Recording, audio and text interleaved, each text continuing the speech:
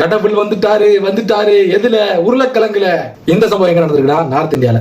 North India மட்டும் தான் சொல்லுவேன், ஏன்னா இது வந்து கொஞ்சம் சென்சிட்டிவான டாபிக். அதனால அதாவது பொட்டேட்டோ, இந்த உருளைக்கிழங்கு இருக்கு பாத்தீங்களா, அது வித்தியாசமா வந்திருக்கு. எது மாதிரினா சிவலிங்கம் இருக்கு பாத்தீங்களா, அது மாதிரி வந்திருக்கு.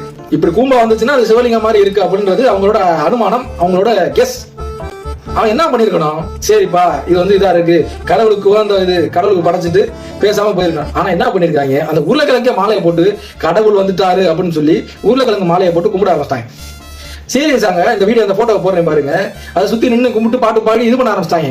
ஆகா கடவுள் இறங்கிட்டாரு, அருள் இறங்கிருச்சு, இன்னையில இருந்து நமக்கு ஜாலி தான் அப்படின்ற மாதிரி அந்த ரேஞ்சுக்கு பரவசம் அடைஞ்சிட்டாங்க.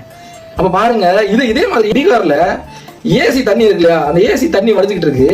இவங்க எங்க இருந்தோ தீர்த்தமா வானத்துல இருந்து வருது அப்படின்னு சொல்லி ஒரு ஆள் குடிக்க ஆரம்பிச்சது. முழுசா ஏசி தண்ணிக்காக வெயிட் பண்ணி கியூ, சரியான கியூ.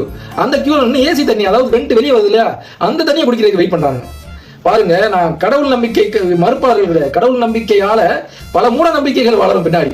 ஸோ அதனாலதான் இது வந்து ரொம்ப சென்சிட்டிவான, ரொம்ப இதை வந்து கேர்ஃபுல்லா ஹேண்டில் பண்ண வேண்டிய விஷயம். ஸோ கடவுள் நம்பிக்கை இருக்கலாம், மூட நம்பிக்கை இருக்கக்கூடாது.